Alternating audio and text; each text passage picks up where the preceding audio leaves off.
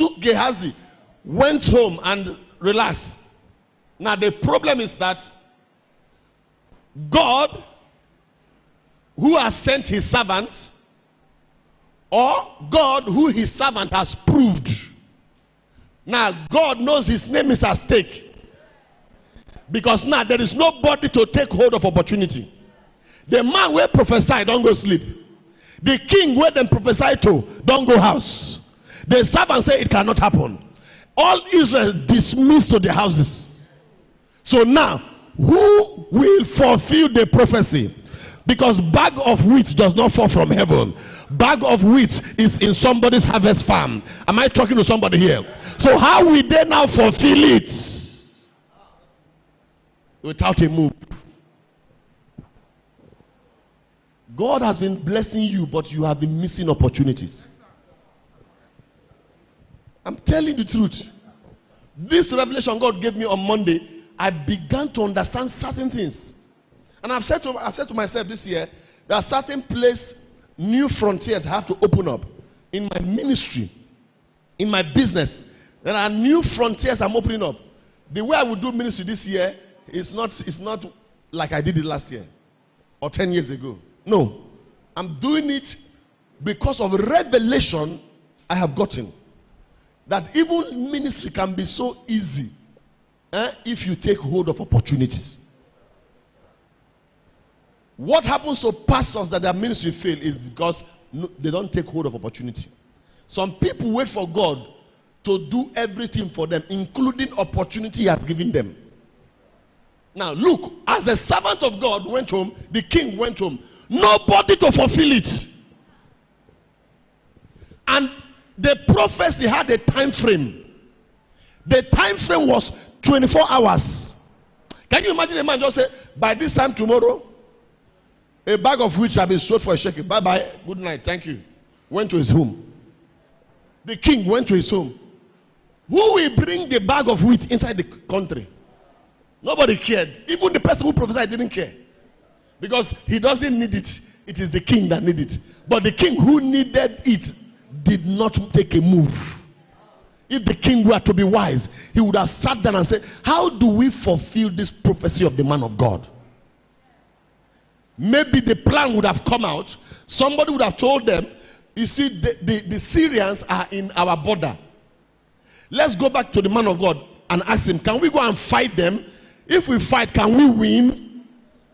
Then the man of God will say, thus said the Lord, go. But because they were unwilling to move, God was searching for somebody to place the opportunity in his hand. The problem with many of us is not that God doesn't want to bless us. It's that when God gives us opportunity, we mess up. We mess up with the opportunity. Now watch.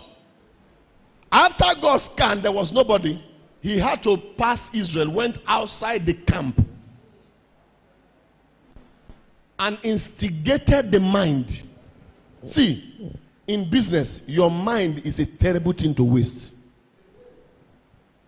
Your presence, who you know, might be inconsequential in business. Let me tell you this. I've seen people who sell, they sell, but they don't know anybody. But because they are making use of opportunities. Don't say, because you just open one small shop in Balogu, or you have one shop in Aspanda, you begin to carry title. Ubuofi one of small shop. When you are going to work, you go to work 10:30. Your boys resume by 7. From 7 to 10, they don't finish the business. Put them for their pockets. And you're asking Ubuofi one. Very soon, now you they go kill like you. When you go to what they will tell you, nothing, packing shop. It's in packing store. One sister cried to me here in the church, and she said 8 million disappeared from her business. And she needed me to understand, to help her. How did you go? I said, no, be me and you. Me and you, for where? How did you go? You said, go and ask, how did you go? Go and check, how did you go? She went to her store Nothing. Went to parking shop. Everything was intact. Like, she was seeing everything intact. Something I told her, go and check these cartons.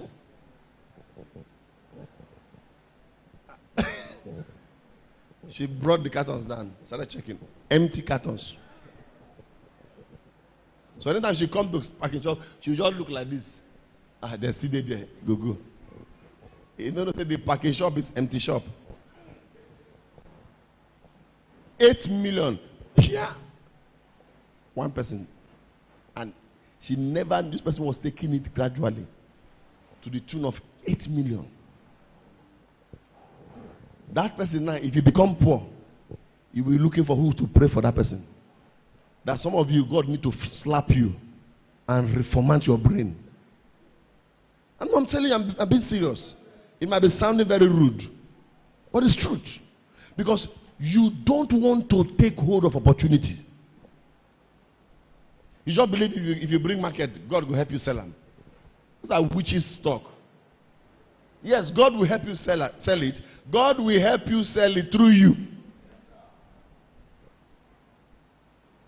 The Bible says these lepers began to critically analyze. As a businessman, businesswoman, if you stop analyzing, listen, your life will keep going down. Some of you do business, and when you check your profit margin is going down. You say, okay, let me put again. Maybe I go use the other one, make up. Don't do that. If your profit margin comes down by even 5 naira, be worried. Because it is a little drop of water that makes a mighty ocean. If they continually remove 5 naira from your business, it will go to 5 million one day. Don't regard anything as too small to affect you. As a businessman, 5 naira is 5 million. If you understand what I mean. So when you critically analyze, check what is going on. Sit down, take stock yourself. You will discover